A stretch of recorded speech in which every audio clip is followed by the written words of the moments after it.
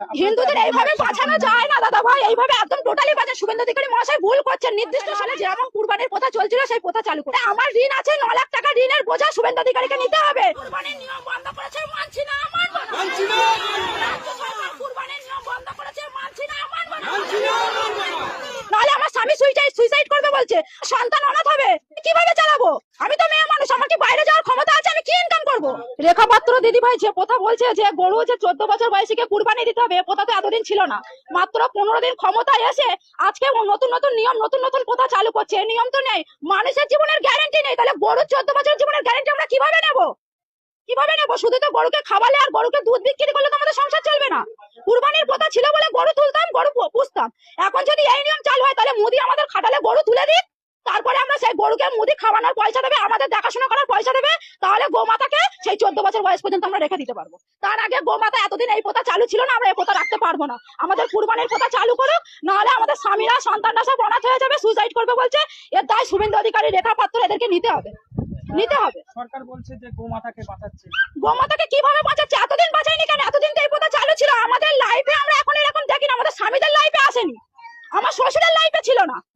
তাহলে এখন এই প্রথা কিভাবে চালু করেছে সরকার? আমাদের নির্দিষ্ট সময় দেওয়া হোক, মানবো। সরকার এসছে, আইন মেনে নেবো, কিন্তু নির্দিষ্ট সময় না দিলে আমরা মানতে পারবো না। হাতে মাত্র 10 দিন সময় আছে, আমরা কিভাবে মানবো? এই লোন নিয়ে গরু পুজো কত টাকা লোন নিয়েছে? আমি প্রায়, আমার লোন আছে, বন্ধন থেকে নিয়েছি 2 লাখ টাকা, স্বর্ণ জয়ন্তী গ্রুপ থেকে নিয়েছি 3 লাখ টাকা। এছাড়া আদেশ আরো মারা নিয়ে রেখেছে আমার থেকে আরো বেশি, আরো বেশি। তাহলে আমি এই লোন গুলো কিভাবে চালাবো? আরো প্লাস পার্সোনাল পরের কাছ থেকে টাকা নেওয়া আছে সুদে।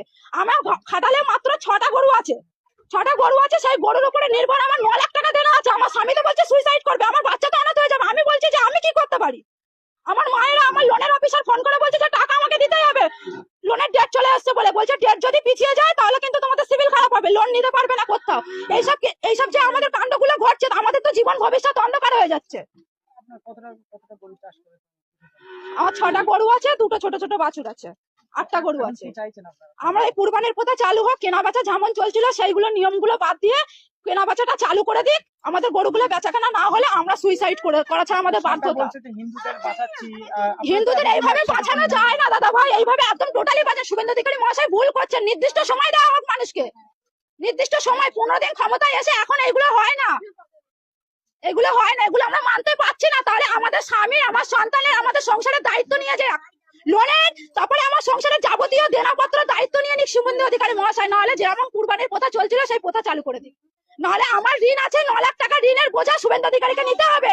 নাহলে আমার স্বামী সুইসাইড করবে বলছে, আমার সন্তান অনাথ হবে, আমি কিভাবে চালাবো? আমি তো